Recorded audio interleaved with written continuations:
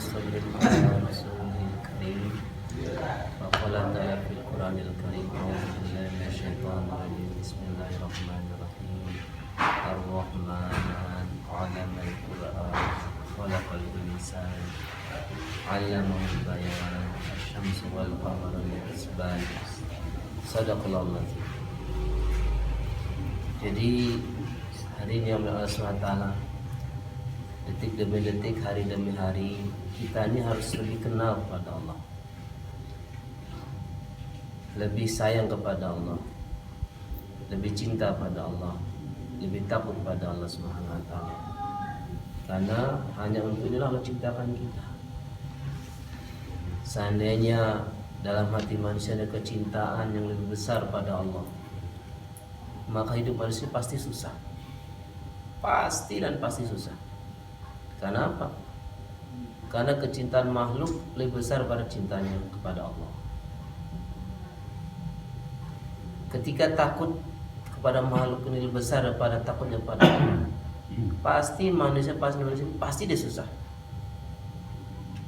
Karena apa? Karena takutnya kepada Allah ini lebih besar pada makhluk. Dan ini telah terjadi, dikisahkan dalam Quran, banyak kisah-kisah orang terdahulu. Ketika mereka tidak mencintai Allah, mereka ini mencintai makhluk, maka Allah ini di nomor 2-kan, di nomor 3-kan.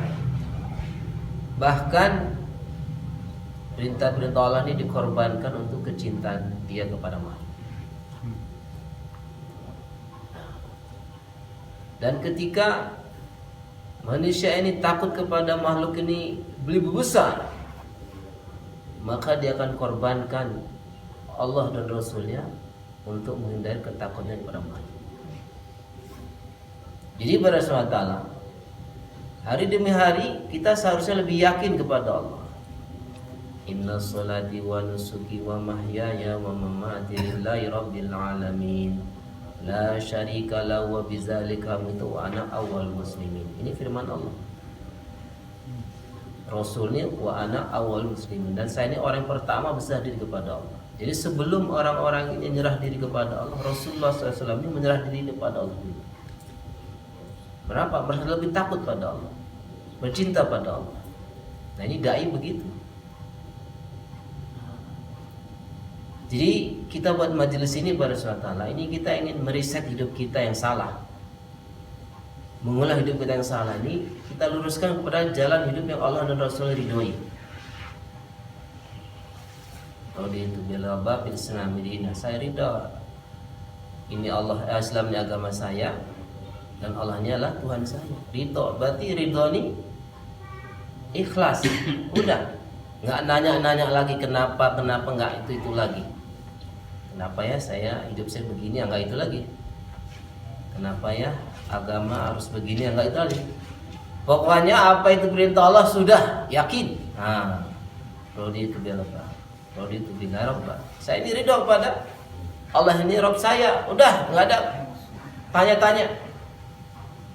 Ada seseorang nenek-nenek yang tua diceritain, wah ini kita yakin kepada Allah karena Allah ciptakan ini.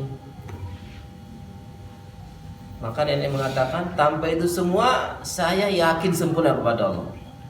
Nah ini yakin sudah masuk dalam hati, bukan akal lagi, sudah masuk dalam hati. Jadi kita ingin pada SWT hari demi hari kita ingin hidup kita seperti itu. Apa yang Allah berikan, alhamdulillah, alhamdulillah ala kulli hal.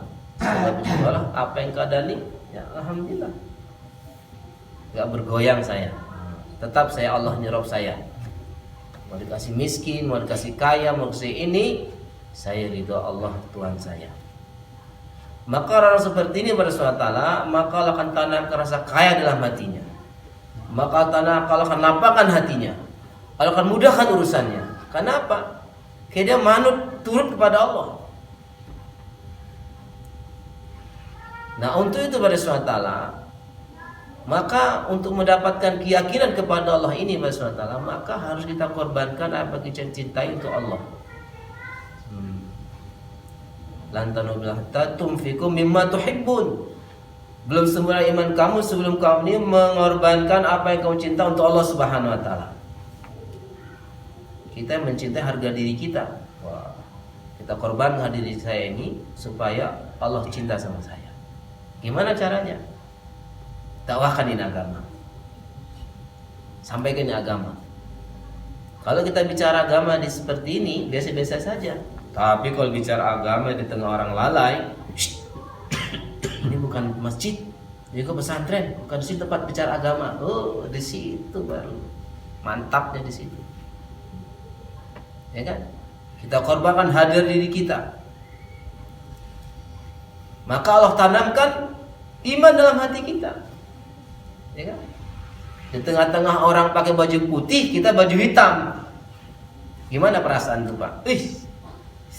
Mana ya? Wah, orang mau baju hitam sendiri. Ada rasa malu, rendah hati, ingin kabur. Dalam memperjuangkan agama seperti itu juga.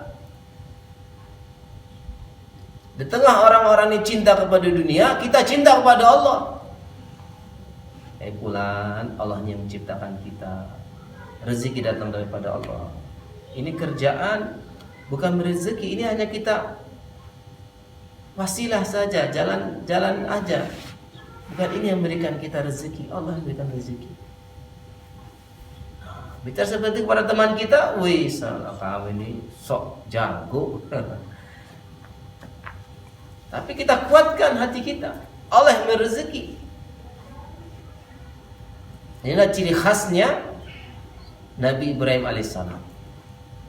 Nabi Ibrahim alaihissalam jual patung, jual patung ini yang nyembah. Ini patung di mana? Patung yang nggak bisa buat apa-apa. Kalau kau minta nggak bisa buat apa-apa, disembah juga nggak ada gunanya. Ini beli. Ya kan?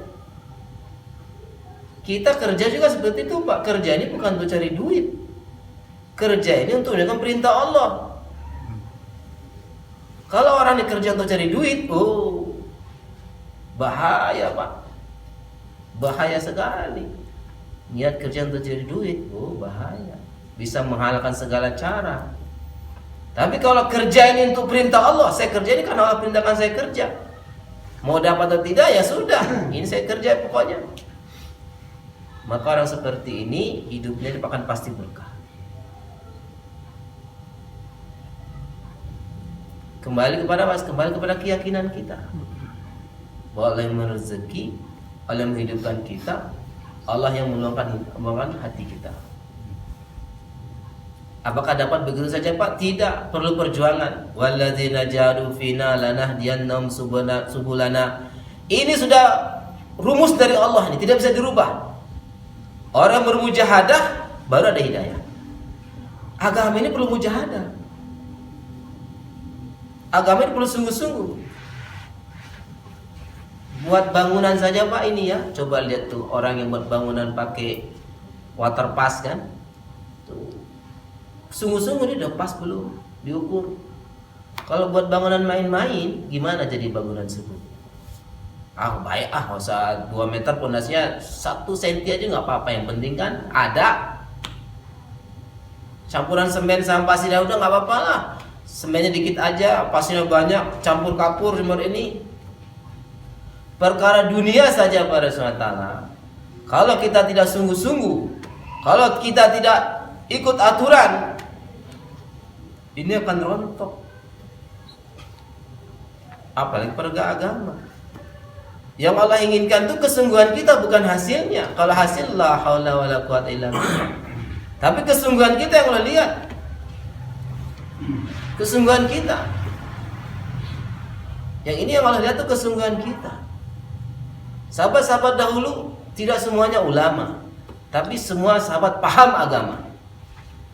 Tidak semua sahabat ini ulama. Hanya beberapa orang saja yang mufti, beberapa syekhul hadis, beberapa yang orang ini yang qadi. Tidak semuanya. Ada orang sahabat yang awam, cuma surat hanya berapa hafal saja. Tapi keimanan mereka pada Allah tidak bisa digoyangkan.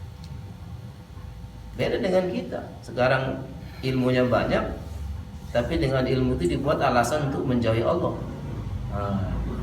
Itu kan makruh, nggak apa-apa. Makruh itu apa? Kalau kita tinggalkan itu berpahala, kalau dikerjakan nggak apa-apa, ya nggak apa-apa, tenang aja. Ini pandangan orang imannya lemah. Tapi kalau imannya kuat, makruh itu apa kata ulama? Makruh sesuatu yang Allah benci. Itu hukum atri makruh, sebenarnya sesuatu yang Allah benci itu makruh. Tapi tidak jatuh haram. Allah benci tapi nggak apa-apa. Itu makruh. Jadi kalau orang yang imannya kuat kepada Allah SWT, sesuatu yang makruh juga dia nggak mau. Kemarin kita dengar kisah sahabat. Terkesan sekali saya. Rasulullah SAW ini tidak pernah membuat sesuatu yang makruh. Maksudnya apa? Sesuatu yang Allah benci nggak pernah Rasul buat. Wah, itu mah terlalu tinggi. Nggak apa-apa. Kita dalam agama tinggi dulu, walaupun mastata'tum, kemampuan kita. Ya kan? Jangan kita angkat 5 kilo bisa, cuman karena malas 2 kilo aja lah. Berat nanti. Bayangkan nanti kalau 5 kilo nanti tangan saya kotor, tangan saya luka, ini kan. Udah kebayangkan dulu. Mastata'tum itu artinya, dia artikan apa? Malas. Mastata'tum itu semampu kamu, ikhtiar dulu. Setelah itu ya udah, la haula wala quwata ya Allah, saya nggak mampu. Begitu. Sahabat tuh ada yang begitu, Pak. Sahabat ini genit, jadi nggak bisa nggak goda cewek. Sahabat Julabid namanya, radhiyallahu. Beliau ini miskin dan perawakan juga kurang meyakinkan. Asal ada cewek itu goda aja, masuk wah gitu. Ada itu, jadi jangan aneh Pak. Tapi radhiyallahu juga. Tapi nggak bisa dia tinggalkan itu, ya Allah nggak bisa. Tapi ketika Rasulullah sudah Julabid, kamu mah nikah saja Julabid. Oh siap ya Rasulullah, siap. Tapi siapa yang mau sama saya? Udah miskin, perawakan juga kurang ini, gimana? Gampang. Kamu sana datang bilang, ini saya utusan Rasul ingin melamar kamu. Ketika datang ke sana pada suatu taala, ini orang tuanya melihat Julabid datang mengatakan saya utusan Rasul ingin minang putri kamu, merasa bahwa putrinya ingin dilamar sama Rasulullah. Oh siap. Jadi Rasul yang minang. Tapi Julabid katakan bukan tuh Rasul buat saya. Wis, langsung berubah nih. Tunggu dulu, nanti dulu ya. Balik Julabid. Putrinya mendengar itu, ayahanda, apakah engkau tidak takut? Itu adalah suruhan Rasulullah. Kalau kamu menentang Rasul, berarti menentang Allah. Apa hidup kita kalau jadi menentang Allah? Akhirnya Julabid radhiyallahu dipanggil kembali. Dah balik Julabid, saya terima lamaran kamu. Lapor sama Rasulullah, ya Rasulullah, saya ini sudah diterima lamarannya. Oh udah, cuman gak ada duit. Kere nih Julabid. Udah, kamu gampang datang ke sahabat Utsman. Jadi orang dahulu tuh saling tolong menolong tuh biasa Pak. Jadi mereka meminta tuh karena apa? Karena Rasul minta, suruh kamu minta sama Utsman, minta. Sudah ada dapat duit, beli perlengkapan untuk acara pernikahan. Wow, bawa untuk biasalah ke pasar beli ini semuanya. Nah ketika itu ada panggilan mengatakan as-salatu khairum minan naum. Salat daripada tidur, ini menandakan bahwa saat itu panggilan itu jihad. Julabid radhiyallahu ini ketika melihat itu, wah, saya ini mau nikah. Sedangkan sahabat-sahabat saya dan Rasul jihad fisabilillah. Saya nggak mau. Akhirnya perlengkapan tadinya yang dipakai untuk nikah diganti untuk peralatan perang. Akhirnya Julabid radhiyallahu ini syahid di jalan Allah SWT. Jadi kalau orang yang suka iseng-iseng masih rada-rada nyerempet-nyerempet, itu satu orang sahabat itu bisa bunuh 10 orang kafir. 1 banding 10. Jadi di samping Julabid ini masih ada 10 orang kafir yang mati.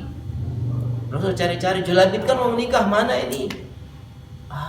mungkin beliau ini mau jihad fisabilillah, dicari makam mayat-mayat sahabat yang meninggal, dilihat, oh benar Jubair bin Rahman telah syahid.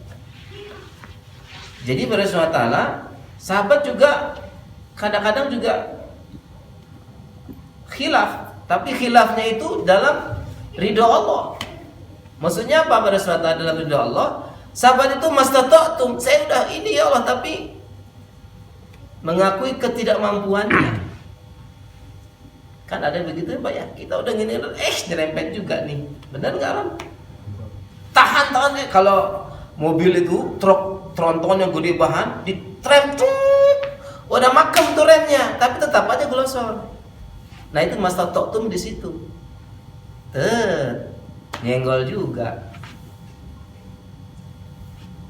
Itu ujung-ujungnya la haula wala quwata illa billah.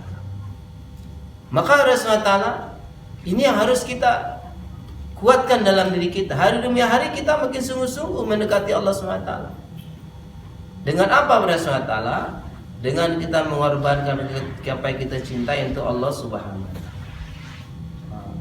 Kita misalnya senang makan enak-enak, mulai dikurangi sedikit-sedikit.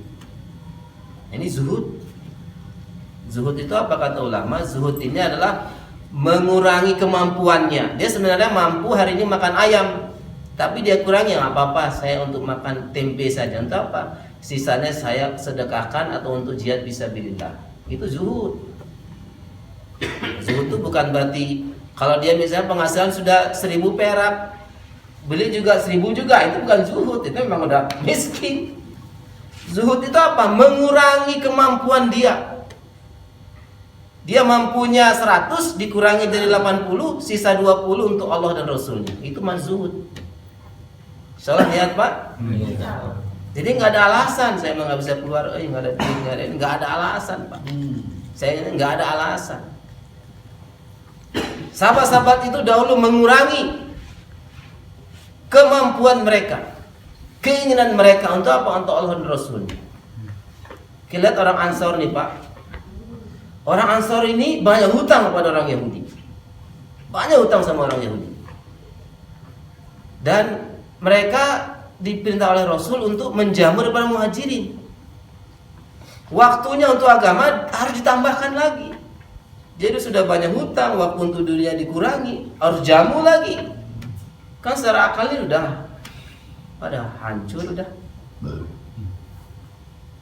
Tapi sahabat Ansor ini telah menjamu dengan apa Pak? Dengan keimanan, dengan keyakinan. Maka dengan berbuat itu pada Rasulullah Ta'ala, apa sabda Rasul? Orang Ansor ini adalah bagian dariku.